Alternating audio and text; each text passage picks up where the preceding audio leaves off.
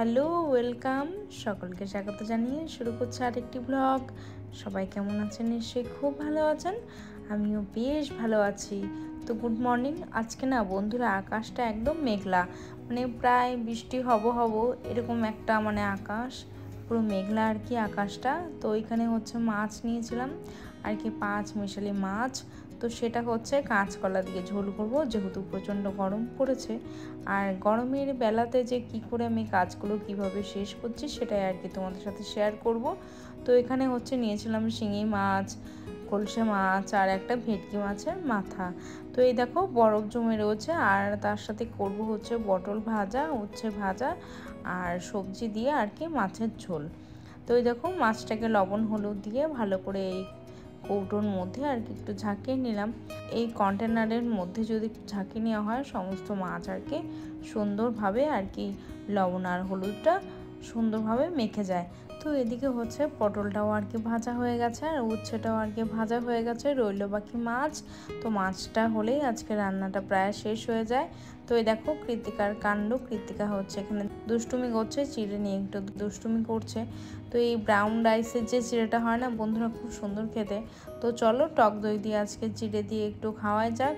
চিড়ে দই কে কে খেতে ভালোবাসো? হ্যাঁ, মিষ্টি দই দিয়ে খেলে হয়তো আরেকটু বেশি ভালো হতো, কিন্তু এই যে একটুখানি আখের চিনি জাকরি পাউডার নিয়ে নেবো খেতে, তাহলে আরেকটু ভালো হবে। তো এই একটা হেলদি ব্রেকফাস্ট সকালে যদি করা যায় তাহলে সারা দিনটাই বন্ধুরা অনেকটাই ভালো হয়ে যায়। তো দেখো এই 2 চামচ মতো একটু ওই জাকরি পাউডার নিয়ে নিচ্ছি খেতে, তাহলে আর একটু ভালো হবে। তো টক দই হচ্ছে স্বাস্থ্যের পক্ষে অনেকটাই ভালো, সেজন্য আর কি টক দইটা বেশি খাওয়া হয়। আর দেখো তারপরে হচ্ছে ঝমঝম করে বৃষ্টি শুরু হয়ে গেল। আর এদিকে হচ্ছে কৃতিকার বাবা হচ্ছে বাড়িতে নেই, তো গেছে এক জায়গায়। তো সেখানে যে স্কুটিটা বাইরে একদম ভিজে। তো আর রাতের বেলা দেখো চলে এসেছি খিচুড়ি নিয়ে। তো বৃষ্টি হচ্ছে যেহেতু বন্ধুরা, ভাবলাম যে একটু খিচুড়ি করা যাক।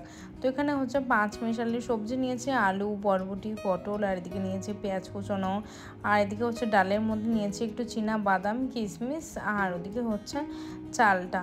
তো আজকে একটু ওই খিচুড়ি বানাবো রাত্রেবেলা। হ্যাঁ, একটা সিম্পল রেসিপি, আমি যেভাবে রান্না করি সেটাই তোমাদের সাথে শেয়ার করছি।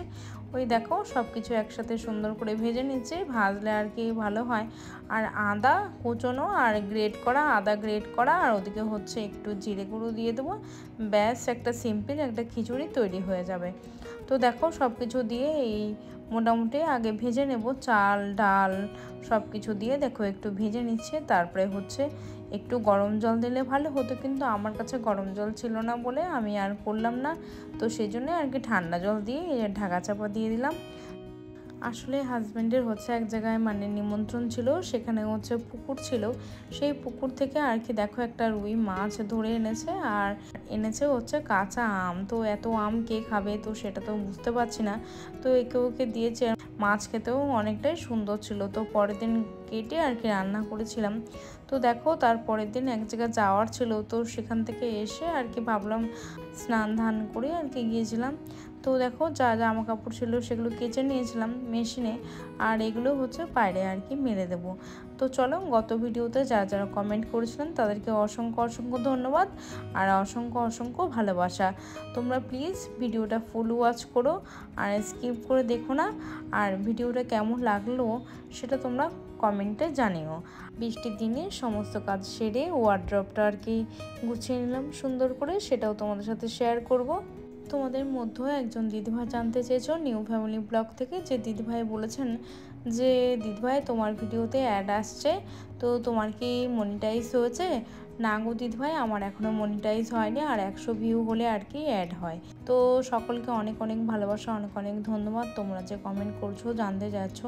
আরও একজন দিদিভাই জানতে চেয়েছো যে স্মাইলি দীপা ব্লগ থেকে, দিদিভাই তুমি জানতে চেয়েছিলে যে আমি কি আমলা জুসটা কি দোকান থেকে পারচেস করেছিলাম।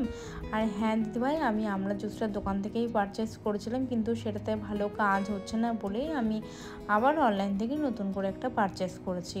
আর আমলা জুসটা অনেকই স্বাস্থ্যের পক্ষে ভালো, অনেকটা আর কি স্বাস্থ্যের পক্ষে ভালো। তো দেখো এখানে হচ্ছে আমি আলমারিটাকে আর কি ক্লিন করে নিচ্ছি, তোমাদের সাথে একটা টিপস আজকে শেয়ার করব। তো আমি যে জামা কাপড় আলমারির মধ্যে রেখেছি সেখানে আমি অনেকগুলো শুকনো নিম পাতা আর কালো জিরে দিয়ে রেখেছি, যেহেতু সেখানে কোনো পোকা মাকড় বা মাকড়সা বা আরশোলা অনেক কিছু ঢুকতে পারবে না। আর শাড়িগুলো অনেকটাই আর কি ভালো থাকে। আর হয় না বন্ধুরা যে অনেক সময় হয়তো পোকাতে কেটে দিচ্ছে শাড়িটা আর কি জামাটা, তো সেই জন্য এটা দেওয়া আর কি। তোমরা চাইলে টিপসটা ফলো করতে পারো, দেখবে পোকাতে কোনো কাপড় জামা কাটবে না।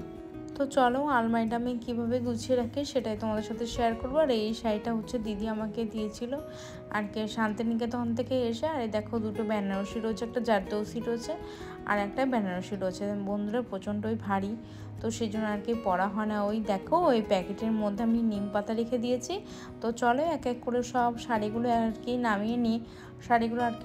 আর কৃত্তিকার একটা ড্রেস ছিল, সেটা না কৃত্তিকার সেটা নিয়ে একটা বড় একটা ঘটনা আছে। বড় ঘটনা বলতে ছোটোই ঘটনা। তো ওকে না জামাটা পরিয়ে দিয়েছি, তো পরানোর পরে ওর প্রচণ্ড গরম লাগছিল। তখন ও খুলতে পারছিল না, একদম গায়ের সাথে টাইট হয়েছিল। তখন সেটাকে কাঁচি দিয়ে কেটে ফেলেছিলাম। এত সুন্দর জামাটা এটা দিয়েছিল হচ্ছে আমার দিদি দিয়েছিল, পুজোতে ওকে গিফট করেছিল। আর দেখো এই যে সব শাড়িগুলো এক এক করে নামিয়ে নিয়ে আবার সুন্দর করে মুছে আর কি গুছিয়ে নিচ্ছি। তো এখানে কিছু শাড়ি আছে আমি পরি না, আবার কিছু শাড়ি আছে আমার খুব প্রিয়। তো ফেভারিট শাড়িগুলো আমি এইভাবেই রেখে দিচ্ছি, আর যে শাড়িগুলো আমার পরা হয় না সেটা আমি নিচে এক জায়গায় ভাঁজ করে রেখে দেবো। তো দেখো এগুলো হচ্ছে মোটামুটি হচ্ছে কৃত্তিকার বাবা আর কি আমার হাজব্যান্ড আর কি দিয়েছিল সেই পুজোতে। প্রত্যেক বছর পুজোতে ও নিজেই পছন্দ করে দেয়, আবার আমিও কিছু পছন্দ করে কিনি।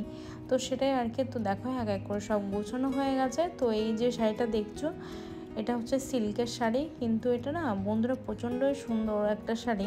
আর এই শাড়িগুলো এতটাই নরম হয়, কমফোর্টেবল হয় যে দিনের বেলাতেও পরলে অনেকটাই ক্যারি করতে সুবিধা হয়, মানে পরলে খুব ভালো হবে। আর দেখো এই যে আমি এখানে দুটো ব্লাউজ পিস ছিল, এখানে একদম যে জাল জাল যে শাড়িগুলো রাখলে না একদম মানে কেমন একটা সুতো উঠে যায়, তো সেটা ব্লাউজ পিস দিয়ে তারপর আর কি শাড়ি দুটো রেখে দিলাম, যেহেতু ভালো শাড়ি সেজন্য আর কি।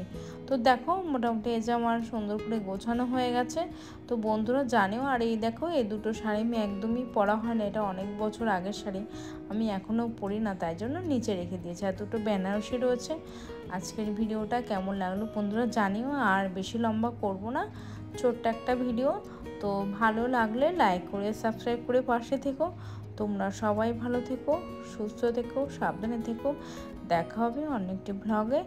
আর মোটামুটি আমার গোছানো হয়ে গেছে। ওয়ার্ড্রপের একটা সাইড আমি আর কি তোমাদের সাথে শেয়ার করলাম, আর পরের দিন আর কি অনেকটি সাইড আমি তোমাদের সাথে গুছিয়ে আর কি শেয়ার করব। আর দেখো নিচে রয়েছে রেগুলার ওয়ারের যে সালোয়ার পরে থাকি সেটা আর কি গুছিয়ে এভাবে রেখে দিয়েছি। তো চলো আজকে ব্লগটা শেষ করব। Tata bye bye, thank you, ধন্যবাদ।